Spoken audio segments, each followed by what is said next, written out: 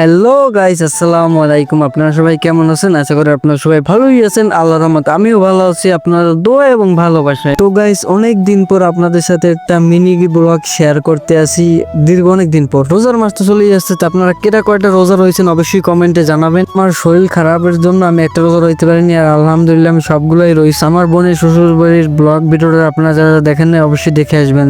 তো আজকের ভিডিওটা শুরু করা যাক, চলেন। আপনারা এই ক্লিপটা দেখে তো বুঝতেই পারছেন যে আমি কারোর জন্য অপেক্ষা করতে আসি। হ্যাঁ, আমার ভাইয়ের জন্য আমি অপেক্ষা করতে আসি। সে বলছে তুমি বাসার নিচে আসো, আমি তোমার জন্য ওয়েট করতে আছি। তো আমি ঝপাঝপ লিফটে উঠে পড়লাম, তারপর বাসা থেকে নেমে হাঁটা শুরু করে দিলাম। আমার ভাই আমাকে যে লোকেশনে আসার কথা বলছে সেই লোকেশন তার পাইনি, তারপর সে আমাকে খুঁজে বের করে ফেললো।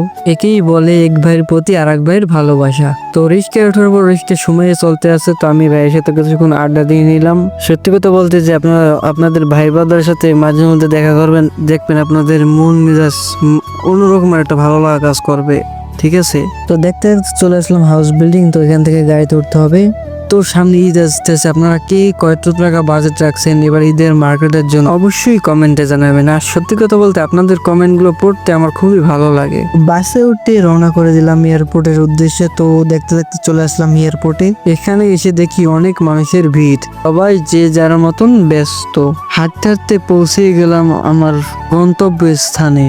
তো আমি আমার বোনের হাজবেন্ডের সাথে কিছুক্ষণ গল্প গুজব করে নিলাম, আর স্মৃতি হিসেবে কিছু ছবি তুলে নিলাম, যেন স্মৃতিটা মনে রাখতে পারি। দেখি এক ভাই জিনিসপত্রগুলো প্যাক করে দিতে আছে, কত সুন্দরভাবে প্যাকিং করে নিল। কিছুক্ষণের ভিতরে শুনলাম ভাইয়ের ফ্লাইটের সময় হয়ে গেছে।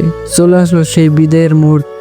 মনটা খারাপ লাগলো, তাকে হাসি মুখে বিদায় দিলাম। আমরা সবাই জানি সে খুব তাড়াতাড়ি চলে আসবে আমাদের মাঝে। তো গাইস, আজকের পর্যন্ত এতটুকুই। আপনারা অবশ্যই জানাবেন আজকের ভিডিওটা কেমন হচ্ছে। তো সবাই ভালো থাকবেন, সুস্থ থাকবেন, ভালো রাখবেন চারপাশে। আসসালামু আলাইকুম।